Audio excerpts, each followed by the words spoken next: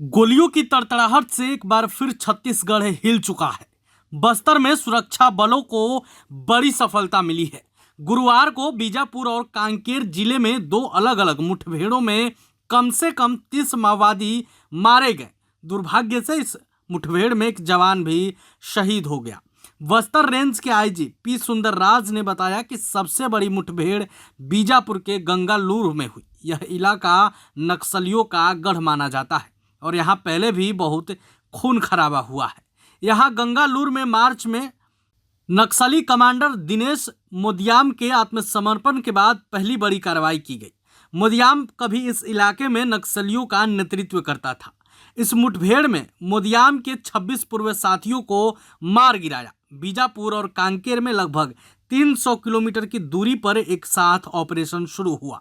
छत्तीसगढ़ में सिर्फ 80 दिनों में सुरक्षा बलों ने 113 नक्सलियों को मार गिराया है, जिसमें से 91 बीजापुर में ही मारे गए हैं। पिछले साल बस्तर डिवीजन में 287 नक्सलियों को मार गिराया गया था।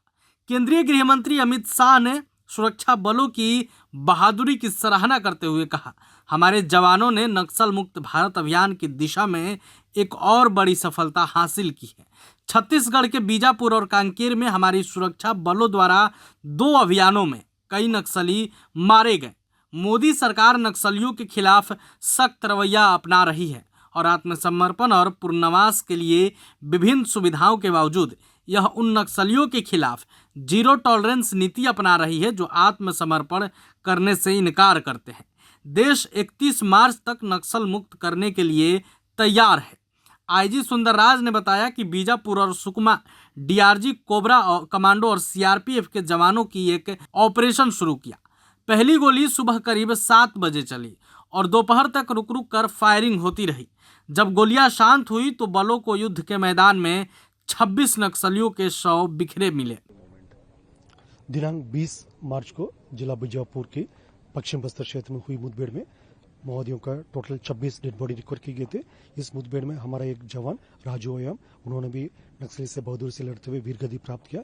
पूर्व में माओवादी संगठन में उन्होंने कार्यरत थे। वर्ष 2020 में राजू ओयाम ने हिंसा त्याग कर माओवादी संगठन से बाहर आकर सामाजिक मुख्यधारा में शामिल होने के उद्देश्य से आत्मसमर्पण किया। उसके पश्चात विगत 5-6 वर्षों से सुरक्षा बल के साथ उन्होंने अनेक जो सफल अभियान में शामिल रहा। अनफॉर्चुनेटली कल की मुठभेड़ में उनका शहादत हो गई थी, लेकिन इसके बावजूद जो हमारा सुरक्षा बल सदस्य सबका मनोबल अभी भी मजबूत है और जो सभी हमारे जो शहीद जवानों का शहादत से प्रेरणा लेकर आने वाले समय में और समर्पित होकर और बेहतर कार्रवाई करेगा। सर, ऐसी कोई जानकारी है कि नक्सल मूवमेंट में कौन सा पोस्ट होल्ड करते थे? जैसा इंद्रावती एरिया कमेटी में जो पूर्व में जैसा माओवादी संगठन का दंडकन स्पेशल जोन कमेटी एरिया में इंद्रावती एरिया कमेटी में जो उन्होंने जो बोर्ड का क्षेत्र में जो जन मिलिशिया और अन्य जो संगठन में उन्होंने वर्ष 2020 के पहले जो कार्यरत थे, उसके बाद फिर उन्होंने आत्मसमर्पण कर अभी सुरक्षा बल के साथ लगातार काम कर रहे थे। सर, रिसेंटली बीजापुर में बड़े सक्सेस मिले हैं नक्सल मूवमेंट पे, तो बस he was part of any move? जैसा ये सभी लगातार विगत 2-3 वर्षों से जो हमको सफलता प्राप्त हो रही, तो सभी सुरक्षा बल का काफी महत्वपूर्ण योगदान रहा।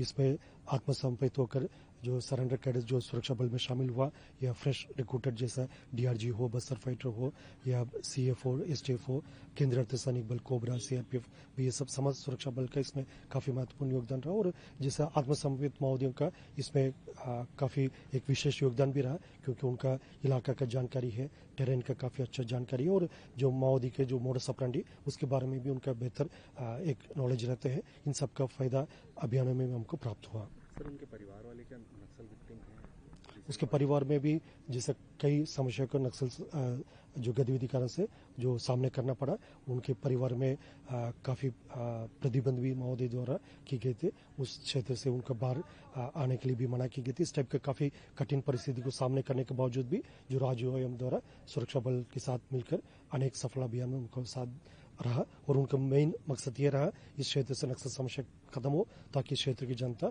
एक स्वतंत्र जीवन जी सकता और उनकी इच्छा अनुसार एक अपना जीवन यापन कर सकता। वही उनका मेन मकसद रहा। सूत्रों ने बताया कि पुलिस ने जंगल के कुछ वरिष्ठ कैडरों को भी पकड़ा है और तलाशी अभी भी जारी है। मुठभेड़ में शहीद हुए डीआरजी जवान राजू ओयाम का शव बरामद कर लिया गया है। मुख्यमंत्री विष्णुदेव साय ने कहा उनका बलिदान व्यर्थ नहीं जाएगा। कांकेर में डीआरजी और बीएसएफ की एक संयुक्त टीम ने उत्तर बस्तर मारह डिवीजन के नक्सलियों पर हमला किया। 2 नक्सली मुठभेड़ में एक जगह 18 नक्सलियों का डेड बॉडी मिला है और एक जगह 4, और इस तरह से कुल आज 22 नक्सलियों का डेड बॉडी मिला है। तो हम अपने सुरक्षा बल के जवानों के साहस को नमन करते हैं। लगातार बहुत मजबूती के साथ वो लोग लड़ाई लड़ रहे हैं। एक जवान भी शहीद हुआ है सर, जवान भी शहीद हुआ है। जी, बस्तर की खूबसूरती अब लोग देख पाएंगे। बिल्कुल, अब ज़्यादा समय नहीं लगने वाला है और हमारे माननीय गृह मंत्री जी का भी संकल्प है कि 31 मार्च 2026 तक पूरे देश से नक्सलवाद को समाप्त करना है और उस तेजी के साथ काम भी हो रहा है और हमको पूरा भरोसा है कि माननीय गृह मंत्री जी का संकल्प पूरा होगा और हमारा जो बस्तर स्वर्ग है वहाँ भी पूरे देश दुनिया के लोग जा पाएंगे। सर, ये समन्वय लगातार दिख रहा है केंद्र और राज्य के फोर्सेस के बीच। कांकेर एसपी कल्याण सेला ने बताया कि कांकेर और नारायणपुर जिलों की सीमा से लगे जंगलों में 4 शव मिले हैं। दोनों जगहों से बड़ी मात्रा में विस्फोटक और इंसास AK-47 और SLR जैसे कई आधुनिक हथियार बरामद किए गए हैं। वहीं गृह मंत्री अमित शाह ने कहा, सरकार नक्सलियों के खिलाफ सख्त है। जो हथियार नहीं डालेंगे उनके साथ कोई रियायत नहीं बरती जाएगी। सरकार का लक्ष्य है कि अगले साल 31 मार्च तक देश को नक्सलवाद से मुक्त कर दिया जाएगा। पुलिस सूत्रों से मिली जानकारी के अनुसार सुरक्षा बलों को नक्सलियों के खिलाफ यह सफलता खुफिया जानकारी के आधार पर मिली। पुलिस को पता चला कि गंगालूर के जंगलों में बड़ी संख्या में नक्सली मौजूद हैं। इसी सूचना के आधार पर सुरक्षा बलों ने यह ऑपरेशन चलाया। प्रभातखबर.com, विश्वास वही, रफ्तार नहीं।